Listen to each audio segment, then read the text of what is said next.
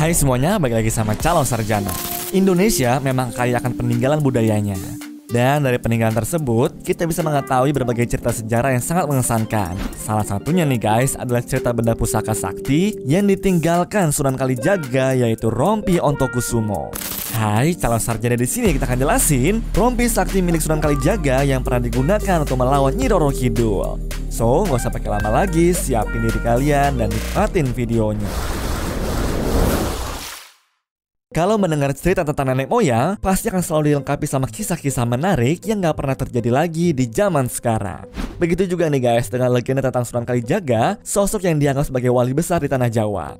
Beliau adalah tokoh yang identik dengan kemampuan ilmu kebatinan dan sangat dihormati pada zaman dahulu. Saking hebatnya juga tuh guys, dia bisa mendapatkan rompi sakti yang kelak digunakan untuk melawan Nyi Roro Kidul. Rompi itu disebut sebagai Rompi Ontokusumo. Tapi ada apa sih gerangan sampai Sunan Kalijaga bertarung melawan Ratu Pantai Selatan? Konon katanya bang, dulu si Nyai itu sempat meneror masyarakat di sekitar Pantai Selatan. Kemungkinan sih karena rasa dendam sama orang-orang yang dulu sempat membuangnya. Diterorlah Pantai Selatan dengan hujan badai yang lebat serta wabah penyakit selama beberapa tahun. Karena ulah Ratu Pantai Selatan itu banyak nyawa melayang dan kesengsaraan terjadi di mana-mana.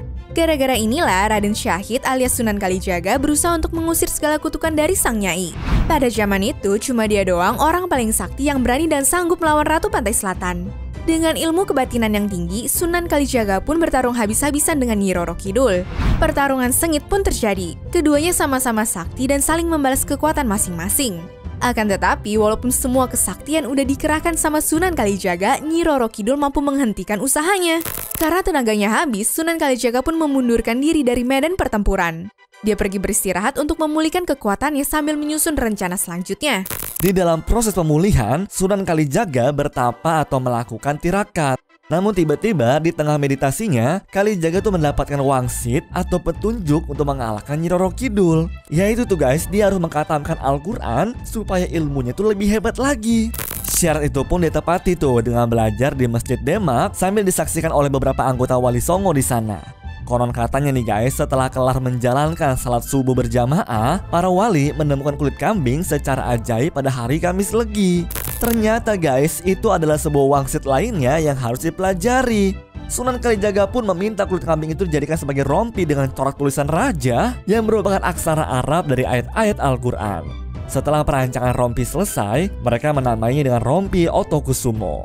Nah, Sunan Bonang nih sebagai perancang rompi adalah orang yang pertama kali mencoba memakai Ontokusumo.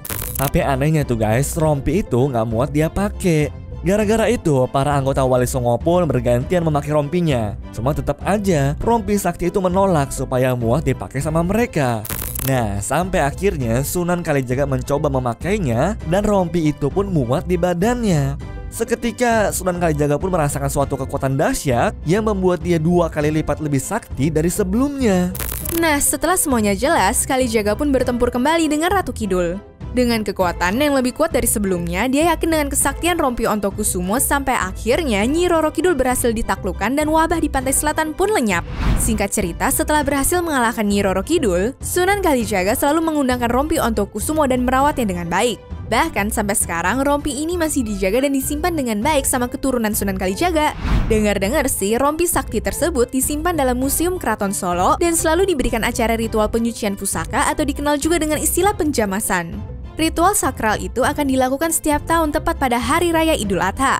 Tim yang melakukan proses penjamasan juga harus dipilih oleh seorang guru Panembahan guys. Jadi nggak boleh sembarangan gitu. Keren banget ya. Nah, dari kisah ini kita punya bukti kalau negara Indonesia itu memang kaya akan budaya yang memiliki sejarah menarik dan hebat ya.